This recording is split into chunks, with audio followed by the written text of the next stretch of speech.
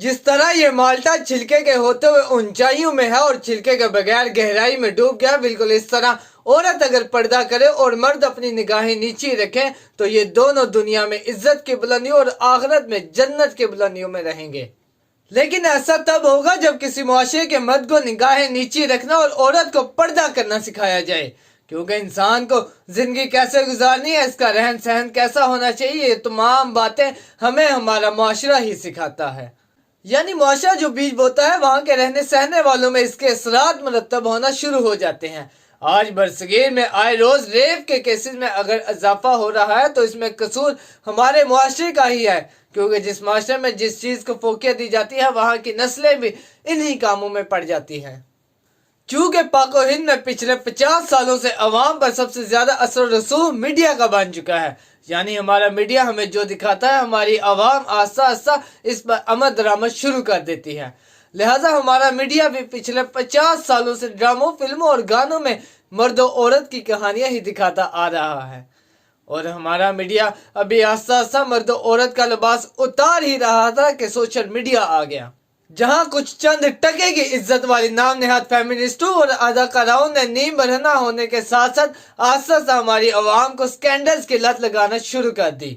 इसी दौरान एक नई ऐप जिसको टिकटॉक कहा जाता है, इसके आते ही हमारी आवाम को आए रोज स्कैंडल्स पर स्कैंडल्स दिखाए जाने लगे। अब मुझे बताया जाए कि जिस मुआशरे में पिछले 50 सालों से मर्द और औरत के अंदर सिर्फ जिस्म की प्यास भड़काई जा रही है, इस मुआशरे में रेप ना होंगे तो क्या होगा।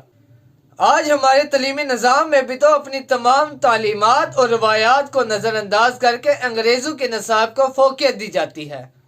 मुझे अब बताया जाए कि हमारे तलीमी निज़ाम में हमारे तालिब इल्म को कहाँ बताया जाता है कि जब तुम किसी औरत को देख लो तो निगाहें नीची कर लो, और औरतों को पर्दा करने की तलकीन किस किताब में की गई है, आज मुझे तुम लोग कोई एक किताब ही दिखा दो। हमारे मुआशरे में तमाम निज़ाम अंग्रेज़ों का राज करके हमारे नौजवान के अंदर सेक्स की भूख को बढ़ाया जा रहा है, जिसकी वजह से हमारा नौजवान आज बेकाबू होता जा रहा है। इसमें सारा कसूर इस मॉडर्नाइजेशन का है।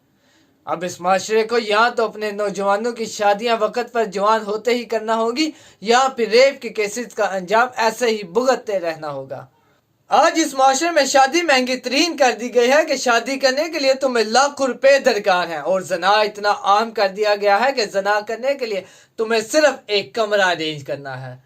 आज हमारी हुकूमतें अवाम को दोनों हाथों से लूटने में मसरूफ है और हमारी अवाम स्कैंडल्स में मसरूफ तरीन है।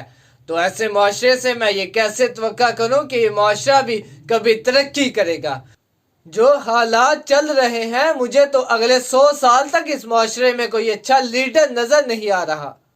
आज माजी हमें चीख चीख कर बताता है, जिस मुआशरे में जिस चीज का असर रसूख ज्यादा हो उस मुआशरे में वही चीजें परवान चढ़ती हैं। जैसा कि इकबाल का दौर शायरों का दौर था, तो उस दौर में बहुत से शायरों ने जन्म भी लिया, लेकिन आजकल इस माशरे में स्कैंडल्स का असर रसूख ज्यादा है। तो मुझे लगता है इस चीज को रोका ना गया तो यहाँ अब पॉर्न स्टार्स और रेपिस्ट ही परवान चढ़ेंगे। आज अगर हम हमारे माशरे में बढ़ते हुए रेप्स की शरह को रोकना चाहते हैं तो इसका मेरे पास सिर्फ एक ही हल है, वो ये कि हमें रेप करने वालों को सख्त सजा देने के साथ साथ उन मुंतखब करदा नुमाइंदगान को भी सख्त सजाएं देना होगी जो इक़्तिदार की लालच में इक़्तिदार में तो आकर बैठ जाते हैं, लेकिन अपने माशरे की इस्लाह के लिए कुछ नहीं करते। मैं तो कहता हूँ कि जिस हल्के में से भी रेप का कोई केस सामने आए उस हल्के के DPO, MNA और MPA को भी सजा दी जानी चाहिए, और वो सजा ये है कि जब किसी लड़की के साथ जिस इलाके में रेप हो उस इलाके के मेन चौक में रेप करने वाले को फांसी देने के साथ साथ इस इलाके के DPO, MNA और MPA को भी अवाम के सामने खड़ा किया जाए, और लड़की के बाप या भाई से मीडिया के सामने टप्पड़ मरवाई जानी चाहिए, ताकि यहाँ के मुंतखब करदा नुमाइंदगान को अपनी जिम्मेदारियों का एहसास हो। और आप मेरा यकीन कीजिए, ये थप्पड़ मुतासरा लड़की के बाप के दिल पर लगे जख्मों से ज्यादा दर्दनाक नहीं हो सकते। फिर मैं देखता हूँ कि इस माशरे से रेप्स कैसे कम नहीं होते। लिहाजा आज हमारे इस माशरे को अपनी इस्लाह की जरूरत है। इसी के साथ मुझे दे इजाजत। अल्लाह हाफिज।